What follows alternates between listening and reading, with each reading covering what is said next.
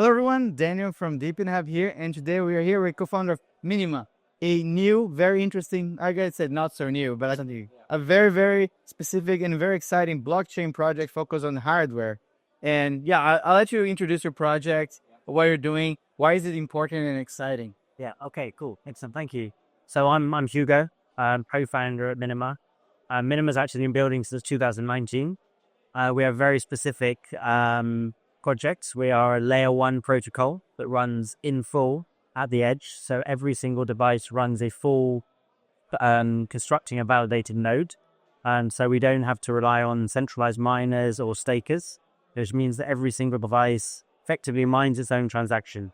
And that allows each device to be able to do sort of decentralized transactions, but also mint tokens on device as well, which means that devices at the edge can verify data with a complete, very, very low latency, and you get complete sort of proof of that data that's being generated by that device. And it's very interesting that this project is actually mining things in very, very small microcontroller chips, etc., right? Yeah. And what is the main use case of the Minima blockchain, or a few of them? So, I mean, we're working specifically with a lot within the automotive industry.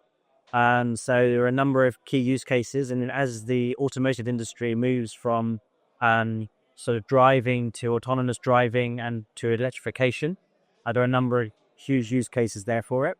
So, for example, we're working with the likes of Zeekr and Volvo to do black box verification. So all cars now have to have a black box for event data recording, and we can timestamp and hash that data on device.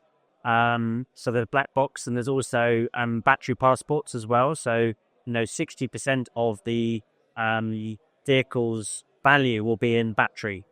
Depends on how the battery's been treated over its lifespan. So effectively, we can actually sort of have a complete record of how that battery has been charged, whether it's been supercharged or trickle charged, and so effectively the health of the battery. And then also we're working within EV charging as well. So to allow the payments between private wall boxes and general public cars to be able to charge up from that vehicle itself. So would you think, for example, Volvo is going to have a way that someone needs to charge the card, the person doesn't need to have an external account and just like charge it, it's automatically paid for by the system that Volvo and Minima work together? Absolutely. So effectively, so a Minima node can run on a mobile phone, but also can run on the head unit of a vehicle and also on the charging box as well. So effectively, we'll be able to book yourself in for a charge, and the car will drive up to the charging station, and it will automatically be able to pay for that charge itself, basically. And then the interesting thing about the automotive sector is that it's obviously a very regulated environment. And so what we're doing is, software downloads into a regulatory environment is not going to be where the future is. We're going to have the ability to isolate the blockchain functionality within that kind of tech stack. So we recently announced a partnership with ARM, the chip designer, to actually put a full blockchain node on the chip, which we believe is the future of where this is going, basically. So that means any connected device will be able to run a full blockchain node with full blockchain functionality on chip and on the device as well. And we're also just announced a partnership with Siemens as well. So we'll be working with them and their customer base to actually embed full nodes for data verification, timestamping, and hashing of that data as well, basically. I think the industry is now growing up a lot, is realizing that sort of tokenomics is only a very short-term play, and actually what you need to do is be able to generate revenue. So what we're doing at the moment is we have a new product that we've just launched, which is called Integritas, which effectively is a SaaS product. So you'll be able to do timestamping and hashing of data, and you'll be able to search those transactions on the device itself. And that effectively then is paid in fiat currency, but obviously it has the blockchain functionality to actually sort of create the integrity for that data itself. And how do you see the project going forward in the next, let's say, few years? Yeah, so obviously putting Minima on chip is going to take a couple of years to actually develop. But once you get to that point, you know, the cost of entry will be completely reduced.